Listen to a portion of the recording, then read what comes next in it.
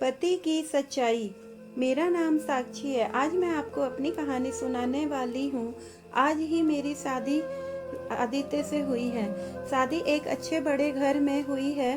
पैसे की कोई कमी नहीं थी। मैं और मेरे पिता अपने आप को बहुत खुशकिस्मत मानते थे कि हमें ऐसा घर मिला है। सभी रिश्तेदार भी कह रहे थे कि साक्षी को तो भाग्य खुल गए, किस्मत वाली है। हम लोगों ने उनके मुकाबले कुछ भी नहीं थे। पिताजी के पुराने परिचित होने के वजह से मेरी शादी उस घर में हो गई। शादी के बाद पहली बार मैं उस घर में गई। घर में जाते ही मुझे पता चला कि वो लोग कितने बड़े हैं। घर बहुत बड़ा था।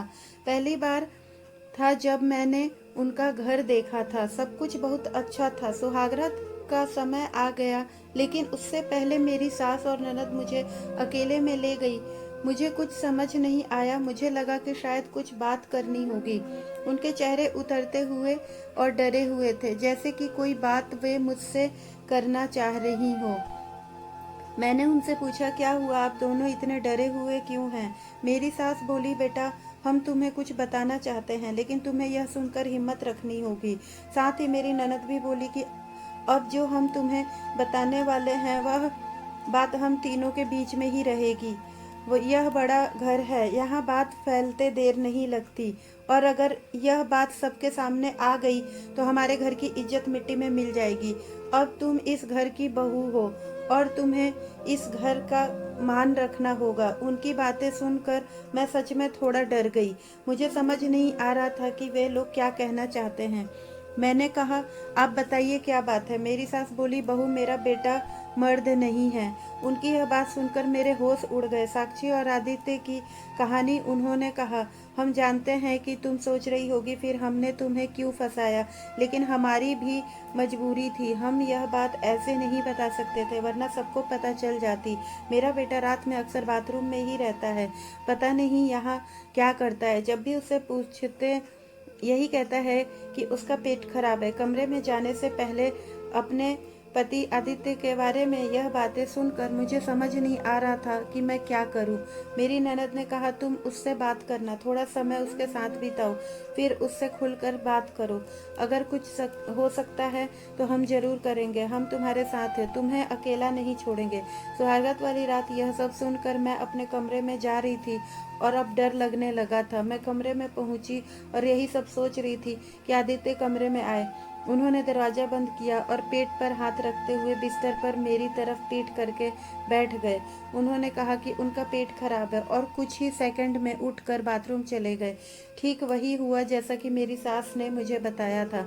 अगर उनका पेट खराब होता तो थोड़ी देर में बाथरूम में से आ जाते, लेकिन वे करीब 1 घंटे बाथरूम में ही रहे। मैं बाहर चुपचाप बिस्तर पर बैठी रही और उन्हें आवाज भी नहीं दी। बस यही सब सोचते सोचते मैं बिस्तर पर लेट गई। करीब 2 घंटे बाद बाथरूम में निकले।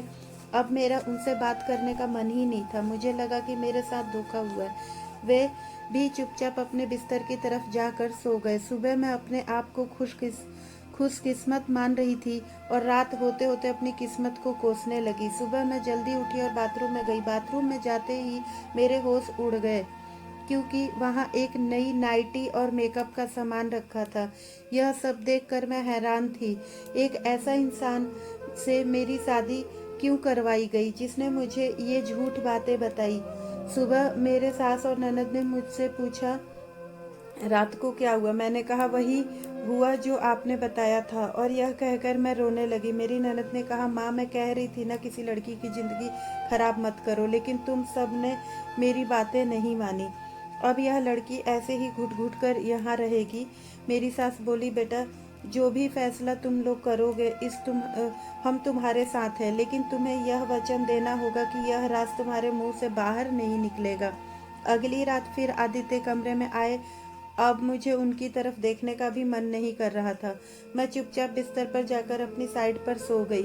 थोड़ी देर के बिस्तर पर बैठे रहे और फिर उठकर बाथरूम में चले गए। इस बार मैंने सुना कि बाथरूम में कुछ गिरने की आवाज आई। थोड़ी देर बाद वे बाथरूम में बाहर आए और बिना कुछ कहे सोने चले गए। मैंने सोचा कि यह सिलसिला कब तक चलेगा। अगली सुबह जब मैं बाथरूम में गई तो देखा कि सब कुछ बिखरा हुआ था। नई नाइटी फटी हुई थी और मेकअप का सामान बिखरा पड़ा था। कचरे में एक कागज भी पड़ा था।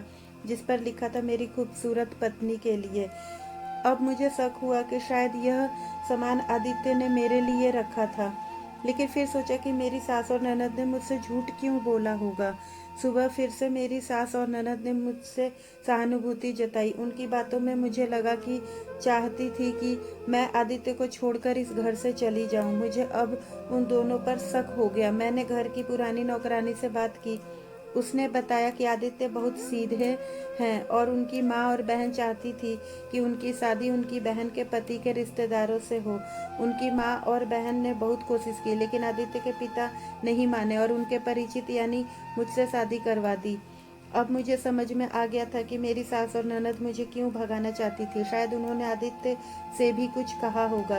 रात को मैं आदित्य से बात करने का इंतजार कर रही थी। जब वे कमरे में आए तो उनका चेहरा उतरा हुआ था। मैंने कहा, आप मुझसे कुछ बात करना चाहते हैं? वे बोले, अब बात करने को रखा ही क्या है।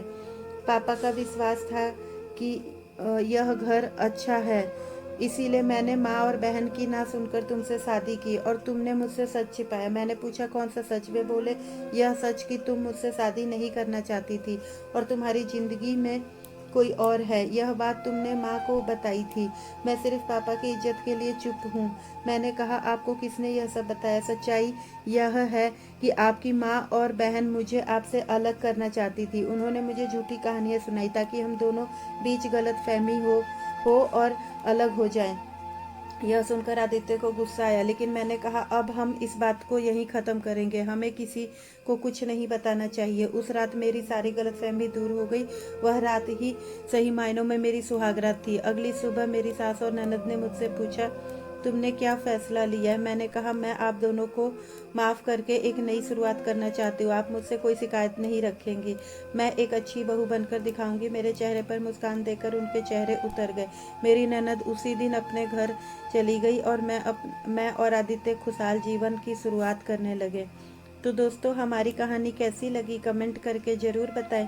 कहानी अच्छी लगी हो तो प्लीज़ वीडियो को लाइक और शेयर करें, और अगर हमारे चैनल पर नए हैं तो प्लीज़ चैनल को सब्सक्राइब करें। तो मिलते हैं एक नई कहानी के साथ। धन्यवाद।